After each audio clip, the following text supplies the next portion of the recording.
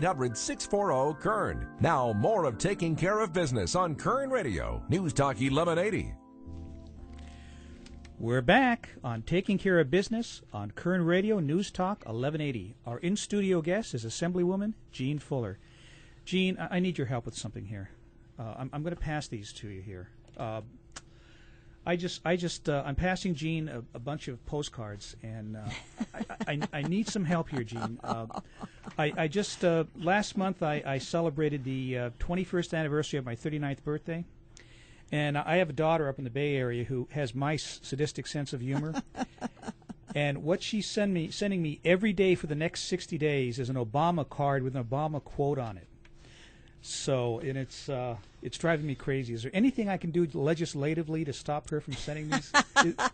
Well, absolutely. I think that if you come up and we'll work on a bill together, and I'm sure that we can figure out a way to, let's see, at least appropriately portray the truth.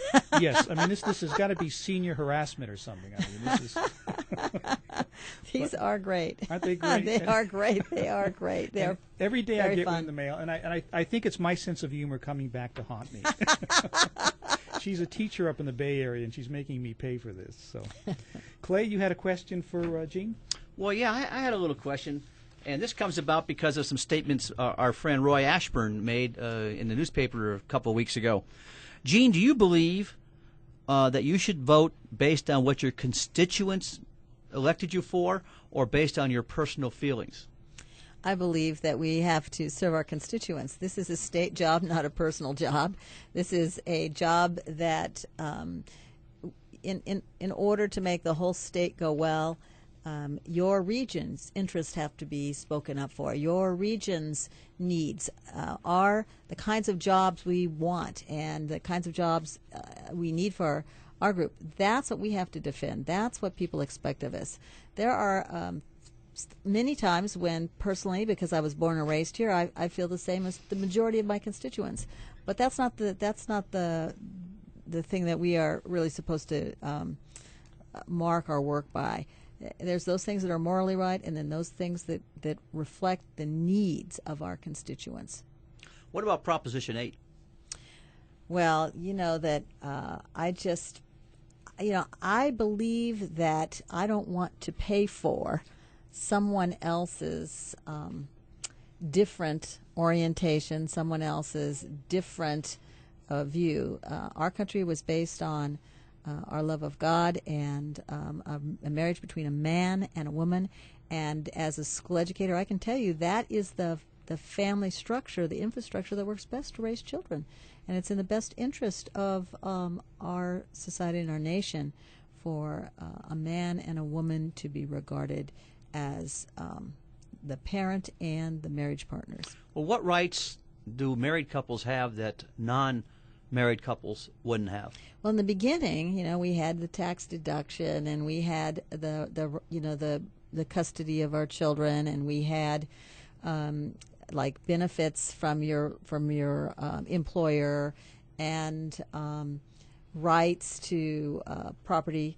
And slowly over time, all those things have been eroded. And when that pool has been made bigger, for example, any kind of domestic partner, for example, is an employer's responsibility now. Mm-hmm. That cost everyone, and a man and wife, especially a man and wife who are a man and a woman, and they have children, those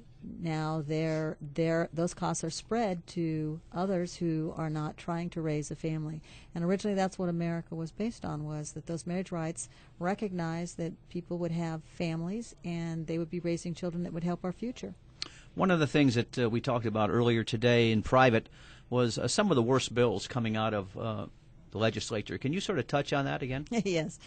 Well, one of the ones that I just really, here we are, we're struggling to put food on the table, and the liberals want to impose new taxes on bags that we carry our groceries home on. I mean, that one, it just drives me crazy. It's like, okay, this might work if you live in the Bay Area, you walk downtown, you get one little thing of milk and you come home. But if you're like our families where you have lots of children and you're working and you have to drive to the store, you need available bags. You need lots of inexpensive ways to carry things home.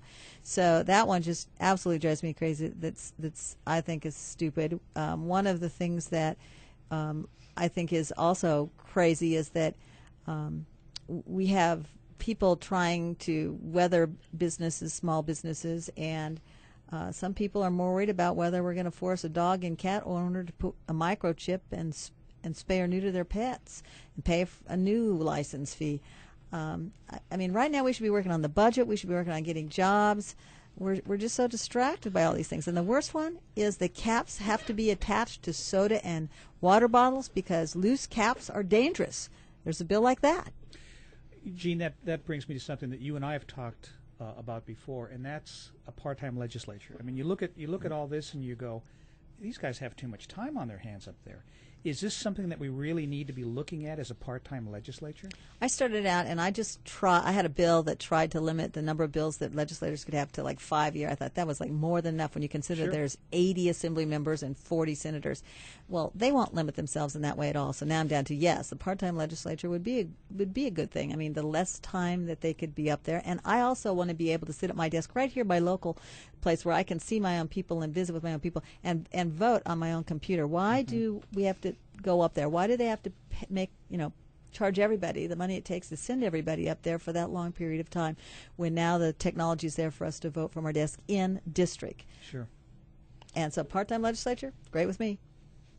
Well, Gene, in Texas, they do have a part-time legislature, yes, they do. as you know, and it seems to be working relatively successful. And they have a 2-year budget cycle, which is pretty nice because that means every other year, they don't have that full year of being up there, at each other's throats in the legislature. And they're making money. Yes.